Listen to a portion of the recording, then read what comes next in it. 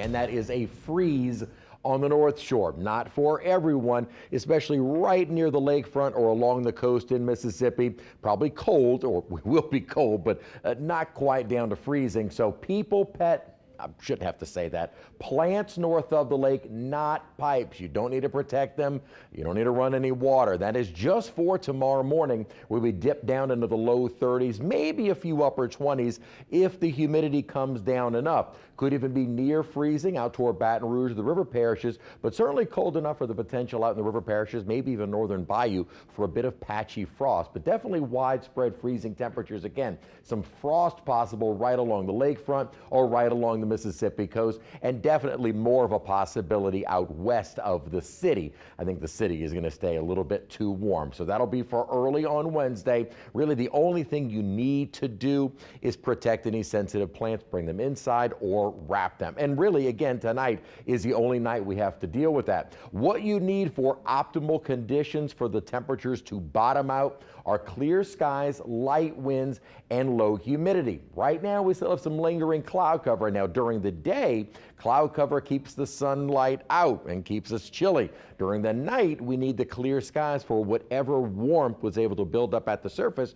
to escape back into space. So we need the skies to clear. We are on that trend right now, but still have some lingering low clouds. We also need the winds to settle. They're still breezy, not as brisk as they were, and no longer any wind gusts. And the expectation is that they will be continuing to diminish through the overnight period and into early tomorrow morning. The other thing we need is lower humidity. Now, the dew points are in the 30s, but the temperature cannot get below the dew point. So right now, all dew point temperatures are above 32. That's freezing. So we need those dew point values to drop. They will do so a bit more on the South Shore, but what we need for freezing temperatures north of the lake is then to come down to at or below 32. Our model here has it getting just as low as 32 at Slidell.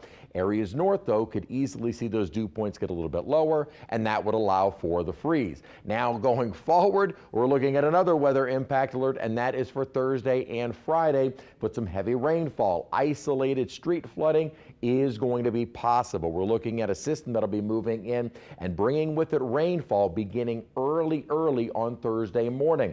Tomorrow morning, clear skies, a lot of sunshine, beautiful but chilly day, although not as cold as it was today.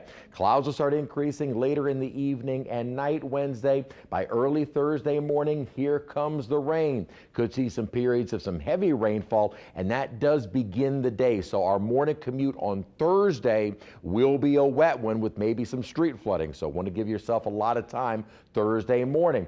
Based on this model, looks like we kind of get a break from the heavier rainfall during the afternoon and evening. Not completely done with the rainfall, but more of a light to moderate rain. And then notice we keep the moisture around even going into Friday. And in fact, some models indicate probably going into early on Saturday. So our rainfall will continue probably for at least Thursday and Friday, and maybe even linger into early on Saturday. And most model guidance is pretty on with the timing, not exactly with the rain coverage, but as of right now, thinking our wettest day is definitely going to be Thursday. Kind of second to that would be Friday, and then maybe some lingering showers going into early on Saturday morning. Right now, though, I don't think we're going to need a weather impact alert for Saturday. Maybe some lingering showers early in the morning. Could see easily 3+ inches of rainfall over a widespread area, and the bulk of that happens on Thursday. So that's when we have the chance for some street flooding. Could see that again on Friday,